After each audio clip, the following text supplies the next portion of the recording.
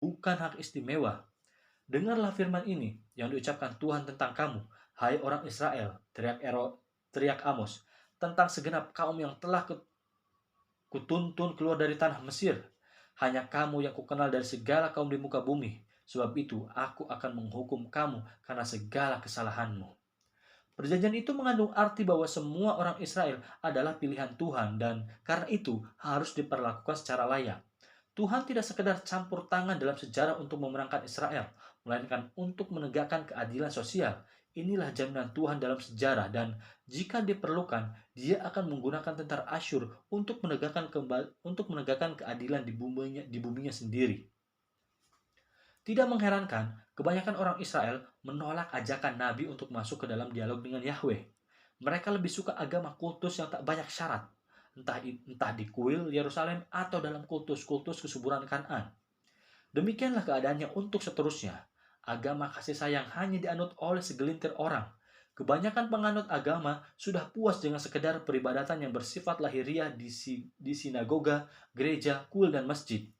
Agama Kanaan kuno masih berkembang di Israel. Pada abad ke-10, Raja Yerobeam I mendirikan dua patung anak lembu di tempat kudus dan Betel. 200 tahun kemudian, orang Israel masih ikut dalam ritus-ritus kesuburan dan upacara seks suci di sana, sebagaimana kita lihat dalam ramalan Hosea yang sejaman dengan Amos.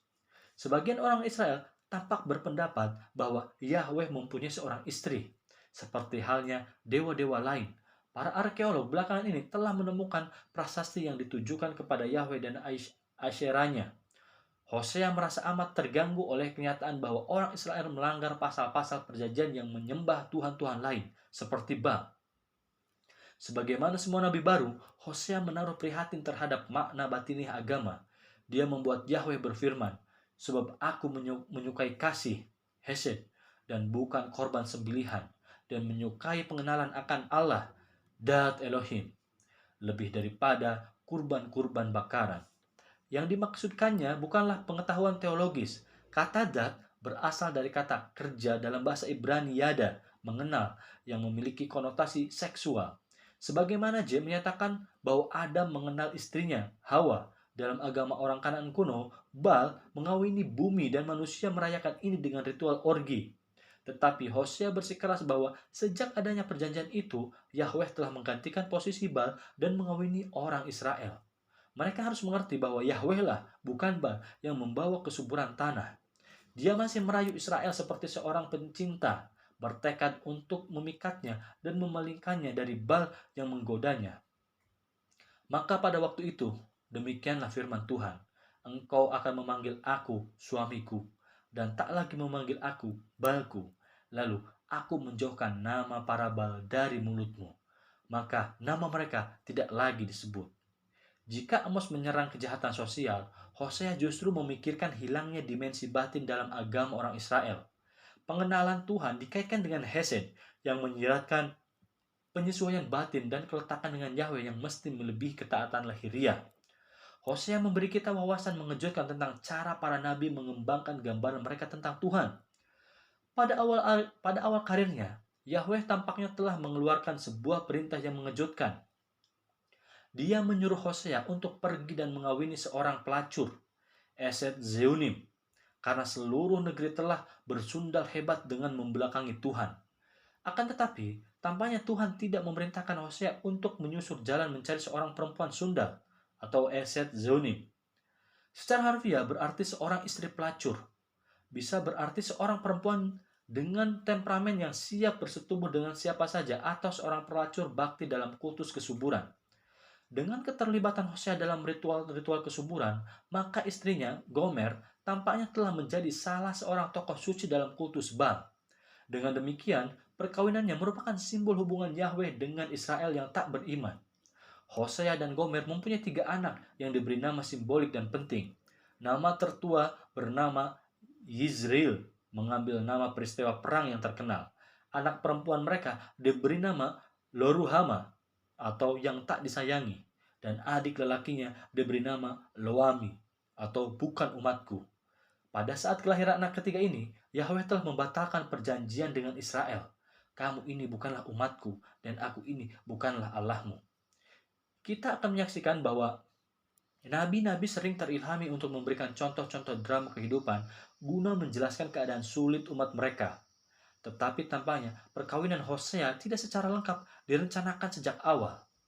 Naskah itu menjelaskan bahwa Gomer belum menjadi Esed Zeunim, kecuali setelah anak-anak mereka lahir. Hanya setelah berlalu banyak peristiwa baru menjadi jelas bagi Hosea bahwa perkawinannya merupakan inspirasi dari Tuhan. Kematian istrinya merupakan pengalaman menyakitkan yang menyadarkan Hosea tentang apa yang dirasakan Yahweh pada saat umatnya meninggalkan dirinya dan mencintai tuhan-tuhan lain seperti Baal. Pada mulanya, Hosea tergoda untuk mencela Homer dan tidak mau lagi ada hubungan apa-apa dengan dia. Memang, hukum menetapkan bahwa seorang pria harus menceraikan istrinya yang tak beriman. Tetapi Hosea masih mencintai Gomer, dan pada akhirnya dia mencarinya lalu menebusnya dari majikannya yang baru. Hosea mempunyai hasrat sendiri untuk memenangkan Gomer kembali sebagai simbol bahwa Yahweh mau memberi kesempatan kedua bagi Israel. Ketika para nabi menisbahkan pengalaman dan perasaan kemanusiaan mereka sendiri kepada Yahweh, dalam pengertian tertentu, mereka berarti telah menciptakan sebuah ilah dalam citra mereka sendiri. Yesaya, anggota keluarga kerajaan, melihat Yahweh sebagai raja. Amos menisbahkan rasa empatinya terhadap kaum miskin kepada Yahweh. Hosea memandang Yahweh sebagai suami yang menceraikan, tetapi terus merindukan istrinya. Semua agama berawal dari antropomorfisme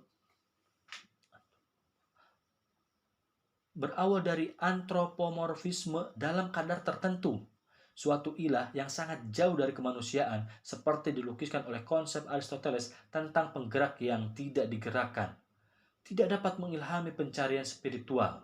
Selama proyek semacam ini tidak menjadi tujuan dalam dirinya sendiri, ia akan tetap berguna dan memberi manfaat. Harus dikatakan bahwa lukisan imajinatif tentang Tuhan dalam terma kemanusiaan seperti ini telah mengilhami keprihatinan sosial yang tidak terdapat di dalam Hinduisme. Ketiga agama teistik ini ikut memiliki ciri etika sosialis egalitariannya Amos dan Yesaya. Orang Yahudi merupakan umat pertama dari dunia kuno yang menegakkan sebuah sistem kesejahteraan yang dikagumi oleh para tetangga pagan mereka. Seperti semua nabi lain, Hosea dibayangi oleh horor penyembahan berhala. Dia merenungkan kemarahan ilahi yang mungkin akan ditimpakan kepada suku-suku di sebelah utara karena mereka menyembah tuhan-tuhan yang mereka ciptakan sendiri. Sekarang pun mereka terus berdosa dan membuat baginya patung tuangan dari perak dan berhala-berhala sesuai dengan kecakapan mereka. Semuanya itu buatan tukang-tukang. Persembahkanlah kurban kepadanya, kata mereka. Baiklah, manusia mencium anak-anak lembu. Ini deskripsi yang tidak adil dan reduktif tentang agama orang Kanaan. Orang-orang Kanaan dan Babilonia tidak pernah meyakini bahwa patung-patung dewa mereka itu suci dengan sendirinya. Mereka tidak pernah membungkuk untuk menyembah sebuah patung Thoth. Patung itu adalah sebuah simbol ketuhanan, seperti halnya mitos-mitos mereka tentang peristiwa-peristiwa primordial yang tak bisa dibayangkan.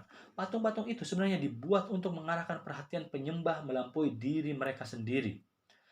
Patung Marduk di kuil Esagila dan Tugu Batu Asyera di Kanaan tidak pernah dipandang identik dengan Tuhan-Tuhan, namun sekedar fokus yang membantu orang memusatkan perhatian kepada unsur transenden dalam kehidupan manusia.